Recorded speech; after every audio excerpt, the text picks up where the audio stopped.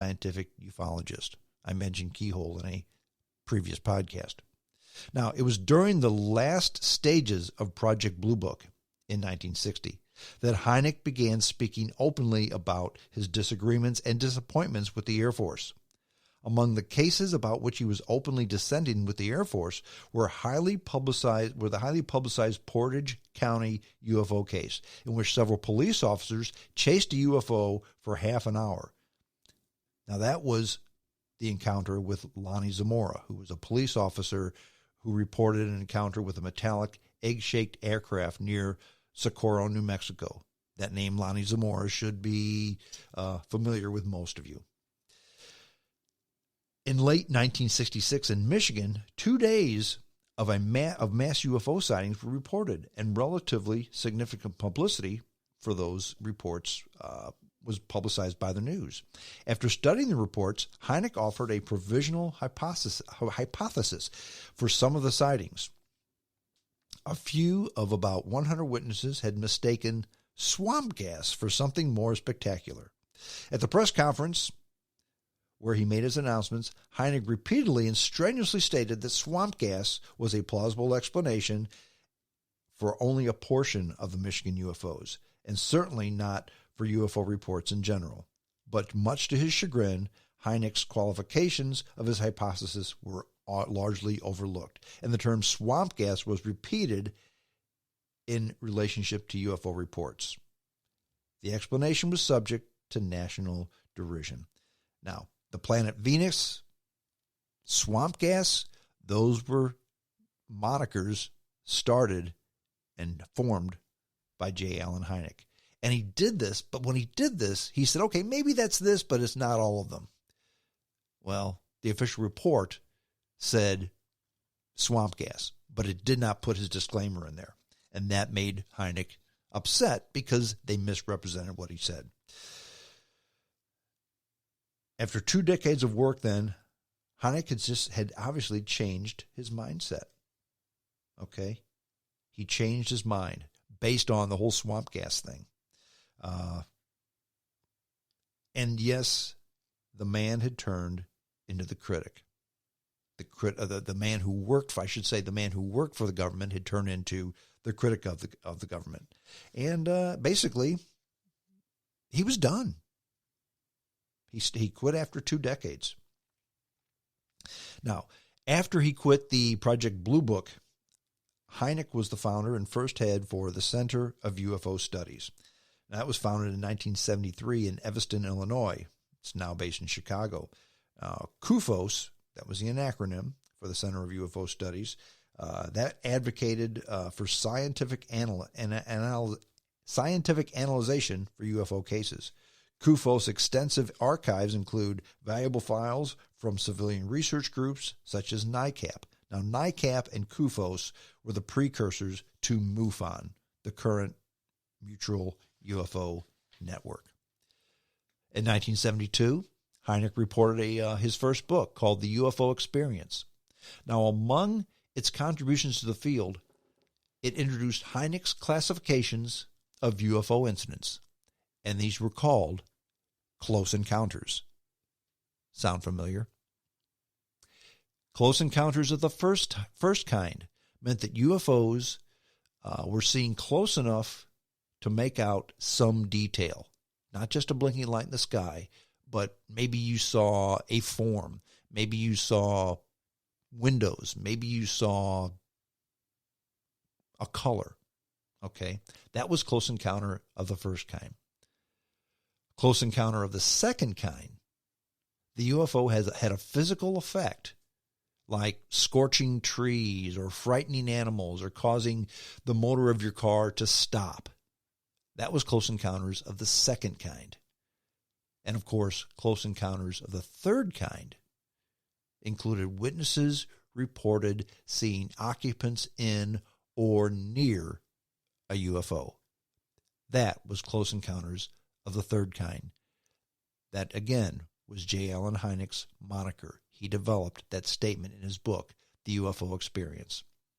Now, less remembered than his close encounters of the first, second, and third kind, Hynek is less remembered for 3 other classifications for more distinct encounters. And these involved UFOs seen at night, nocturnal lights, during the day, daylight discs, or on radar screens, radar and or visual.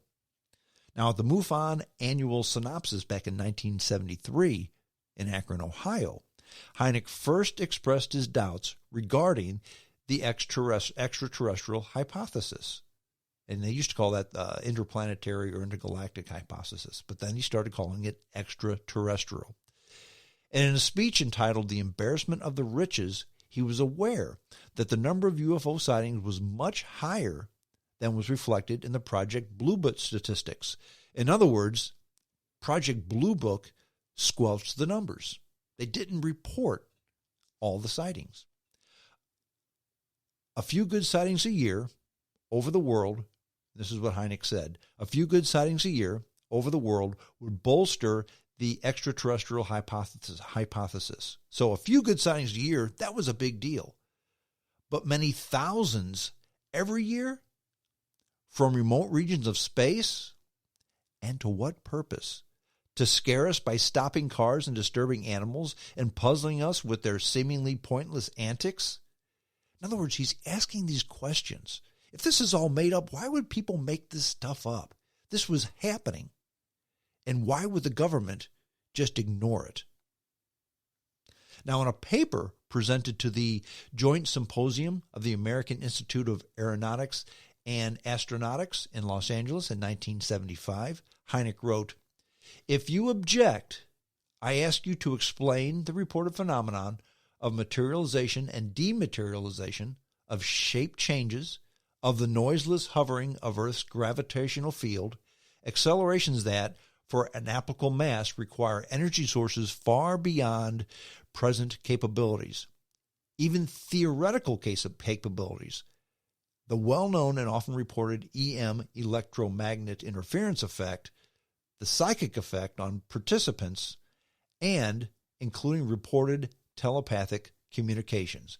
In other words, okay, if it isn't this, then what is it? Arthur Conan Doyle, Sherlock Holmes always hypothesized, you find out what something is by eliminating all that it is not. And Hynek was merely asking that question. Okay, I think it may be some type of extraterrestrial. If it's not, if I'm wrong, please tell me what it is instead. And of course, there was silence. In 1977, the first International UFO Congress in Chicago, Hynek presented his thoughts in his speech called "What I Really Believe About UFOs." I do believe, he said, that the UFO phenomenon as a whole is real. This is important here, but I do not mean necessarily that it's just one thing. In other words, it's not one explanation. We must ask whether the diversity of the observed UFOs all spring from the same basic source, as do weather phenomena, which all originate from the atmosphere, or whether they differ, as a rain shower differs from a meteor, which in turn differs from a cosmic ray shower. We must not ask, said Hynek, simply which hypothesis can explain the most facts, but rather which hypotheses can explain the most puzzling facts. Now, regarding hypotheses of extraterrestrial intelligence, ETI, and extra-dimensional intelligence, EDI, Hynek continued, and this is important, there is significant evidence to defend both. Now, what's the difference between extraterrestrial intelligence and interdimensional intelligence? Well, extraterrestrial intelligence, of course, is ships, craft, saucers from another planet entering our atmosphere, and people see them. In other words, what they're seeing is a visitor from someplace else. Extra-dimensional intelligence, EDI, is something's coming out from another dimension or another time. And that hypothesis, if you think about it, kind of makes sense.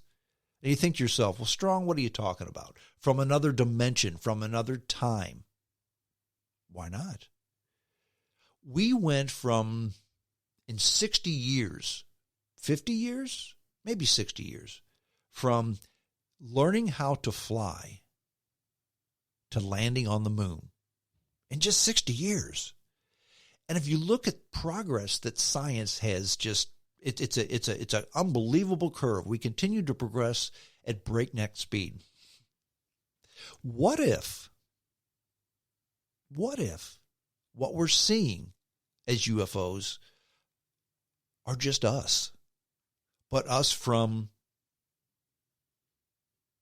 1,000 years into the future, coming back in time to visit from 1,000 years ago? Or what if it's someone else from another dimension? Now that's, at this point, that's science fiction.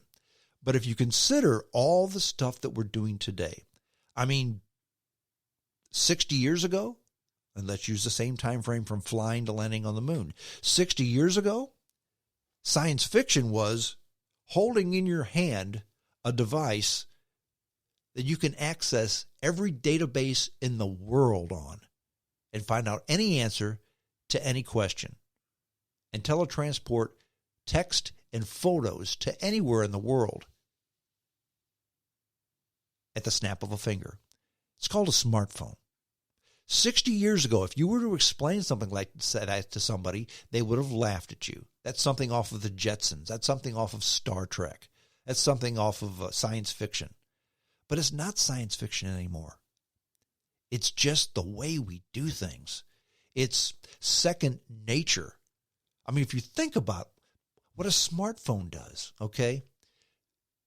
We get upset. Oh my gosh, look at this. Look how long it's taking for me to send these 7 pictures that I just took to my friend across the world. It's taking too long. Oh yeah, I have to reboot my phone because the memory is full. Okay, you reboot the phone, then you're fine. We get upset. Not that it takes, if it takes 30 seconds to send 10 photos to your friend across the country, across the world, we're upset. It took too long. That's what upsets us now. Okay, so if you look at what we've accomplished in 60 years, what will be accomplished in 1,000 years? And that J. Allen Hynek was the first one to, others during that time had mentioned ETI, extraterrestrial intelligence, but Hynek was the first one to mention EDI, extra-dimensional intelligence. In other words, something from another dimension or something from another time. That could explain the UFOs, seen and then not seen, moving quickly, disappearing. It could explain Bigfoot being seen and not seen. It could explain a lot. Now, again, he's not saying this is what happened. He's saying this is something for consideration. Now, as evidence for the ETE, that's the extraterrestrial hypothesis, he mentioned cases involving radar as good evidence of something solid. In other words, you saw it on radar. The government has records of seeing this on radar, and they don't know what it is. So it's obviously not something they put up because they don't know what it is. Those are cases of physical evidence. Then he turned to defending the EDI hypothesis, the extra-dimensional intelligence. In addition to the observation of materialization and dematerialization, he noted, the poltergeist phenomenon experienced by some people after a close encounter. The photographs of UFOs, sometimes in only one frame and not the others, and not seen by witnesses. In other words, they appeared on photo, but no one saw them. The changing form of the UFO in front of witnesses. The puzzling question of telepathic communications, the ETs with the people. That in close encounters of the third kind, the creatures seem to be at home in Earth's gravity and atmosphere. The sudden stillness in the presence of the craft. The levitation of cars. The levitation of people. And the development by some psychic abilities after the encounter. So Hynek asks, do we have two aspects of one phenomenon or two different sets of phenomena? Now, finally, he introduced a third hypothesis. Hynek says, I hold it entirely possible that a technology exists which encompasses both the physical